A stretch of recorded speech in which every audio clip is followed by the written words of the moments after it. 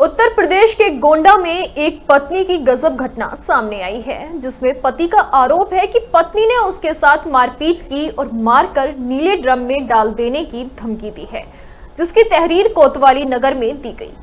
पति का दावा है कि पहले ही पत्नी के खिलाफ मारपीट का मुकदमा दर्ज करवाया गया है, जबकि पति के आरोपों को नकारते हुए पत्नी ने बताया कि पति का उसकी छोटी बहन से संबंध है और तलाक देकर उससे शादी करना चाहता है। दंपति के एक बेटी भी है। दरअसल गोंडा में जल निगम में जूनियर इंजीनियर पद पर कार्यरत झांसी निवासी धर्मेंद्र कुशवाहा ने बस्ती निवासिनी माया मौर्य से 2016 में प्रेम विवाह किया था। धर्मेंद्र कुशवाहा का दावा है कि उसकी पत्नी के सुखमय जीवन के लिए 3 गाड़ियां खरीदी गई, लेकिन पत्नी आए दिन उसके साथ मारपीट करती रहती है, जिसका मुकदमा भी नगर कोतवाली में दर्ज कराया गया था। इस बीच पत्नी ने अपने रिश्तेदार से संबंध बना लिया था, जिसको आपत्तिजनक हालत में देखा गया।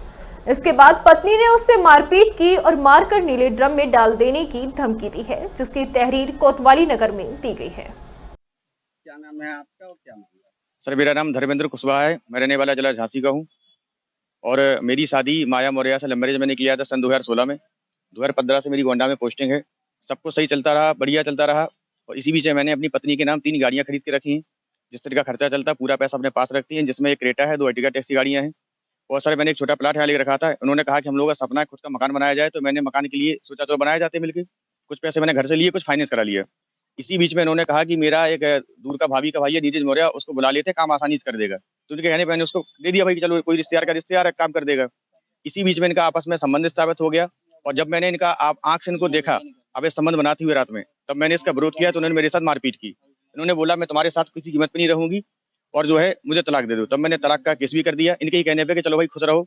अब इसके बाद इन्होंने भी हम पे कई मुकदमे लगा रखे हैं और आए दिन मारपीट करती मेरे मकान में, उसके साथ इन्होंने कब्जा भी कर लिया था।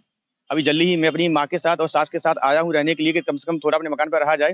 तो अब ये बार-बार मारपीट कर रही हैं, मेरी माँ के साथ भी कर रही हैं, इनकी खुद की माँ के साथ भी कर रही हैं और कल तो उन्होंने मेरे ऊपर अटैक किया, मेरे चश्मे में आँख में घुसाने का प्रयास किया कि मेरी आँख फोड़ दें। और ये भी कहा कि अगर तुम ज़्यादा करोगे कि जो मेरठ वाला कांड हुआ है मुस्कान वाला, उसी तरह तो मैं काट के रख दूँगी, मैं उसमें भरवा दूँगी नीरज से। ये पूरा जो षड्यंत्र नीरज दोनों के द्वारा किया जा रहा है। इनका सर उद्देश्य है कि मेरी नौकरी तो हड़प ही लें, साथ में मेरा मकान भी हड़प लें और 3 गाड़ी इनके पास सर हैं ही ऑलरेडी। कहाँ भर देंगे, क्या क्या? ये बोली कि जो नीला ड्रम है सीमेंट वाला छत पर रखा हुआ है, उसमें काट के तुमको भर देंगे। नीरज के गुंडों से मरवा देंगे तुम सभी परिवार को।